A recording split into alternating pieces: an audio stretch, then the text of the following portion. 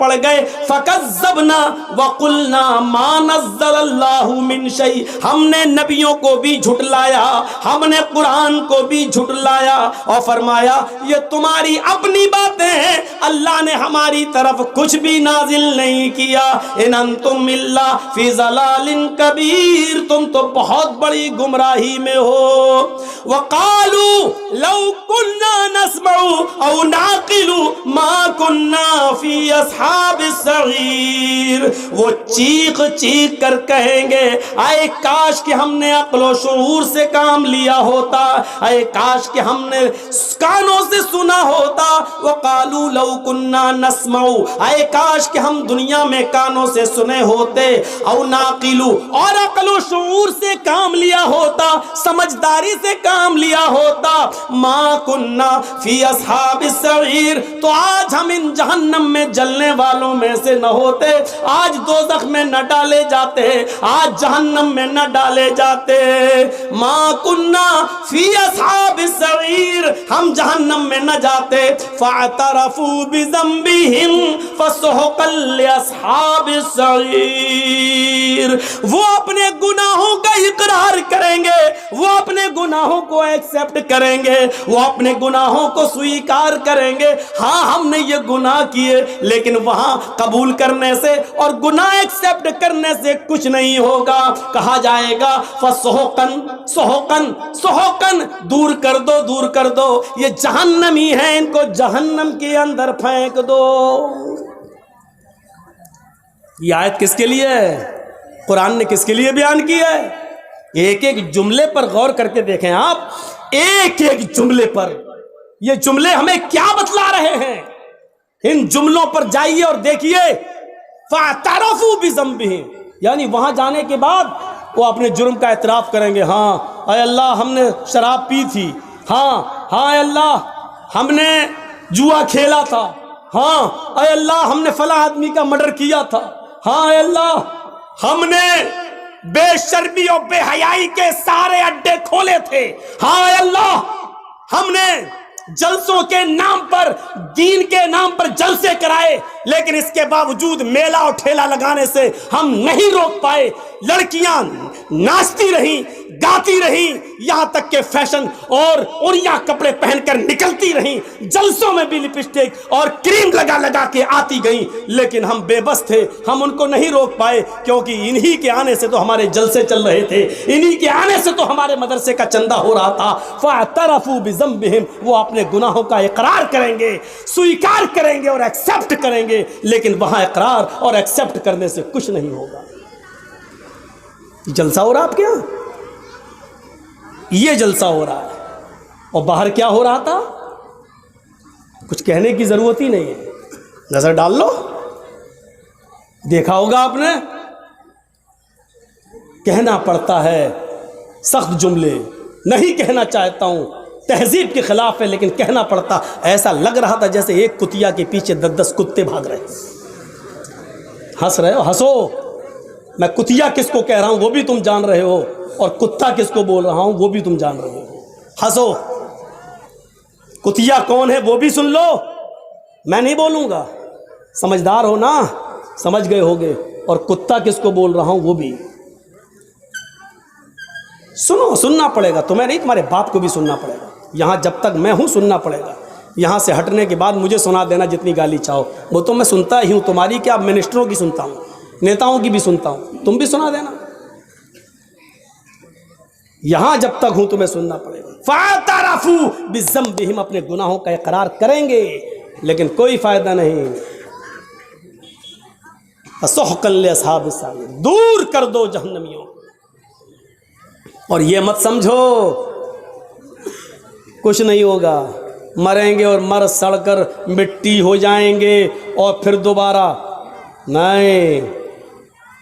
اَيَحْسَبُ الْإِنسَانُ أَن لَّن نَّجْمَعَ عِظَامَهُ بَلَىٰ قَادِرِينَ عَلَىٰ أَن نُّسَوِّيَ بَنَانَهُ بَلْ يُرِيدُ الْإِنسَانُ لِيَفْجُرَ أَمَامَهُ يَسْأَلُ أَيَّانَ يَوْمُ الْقِيَامَةِ فَإِذَا بَرِقَ الْبَصَرُ وَخَسَفَ الْقَمَرُ وَجُمِعَ الشَّمْسُ وَالْقَمَرُ یقول الانسان یومئذ این المفر کلا لا وزر. ایک ایک لفظ پر ایمان لاؤ قرآن کے. انسانوں تم نے یہ سوچ رکھا ہے اللہ ہماری ہڈیوں کو دوبارہ جمع نہیں کر پائے گا. ایحسب الانسان ان لن نجمع عظاما. کیا انسان یہ سوچا بیٹھا ہے کہ اللہ نجمع عظاما ہم اس کی ہڈیوں کو اکٹھا نہیں کر پائیں گے, ہم اس کی ہڈیوں کو جمع نہیں کر پائیں گے, ہم اس کی ہڈیوں کو ایکترت نہیں کر پائیں گے. اے انسان یہ تیری سوچ ہے, تیری گھٹیا سوچ ہے. ارے ہڈیاں تو بہت دور کی بات. بلا قادرین علی ان نسوی بنانا. ہم تو تیرے انگلیوں کے پور کو بھی, ہم تو تیرے انگلیوں کے پور کو بھی دوبارہ بنانے پر قادر ہیں. یہ انگلیوں کا پور جانتے ہو نا, اللہ نے 1400 سال پہلے کہا ان پوروں کو بھی بنانے پہ قادر ہے. یہی پور تو ہے سب کچھ.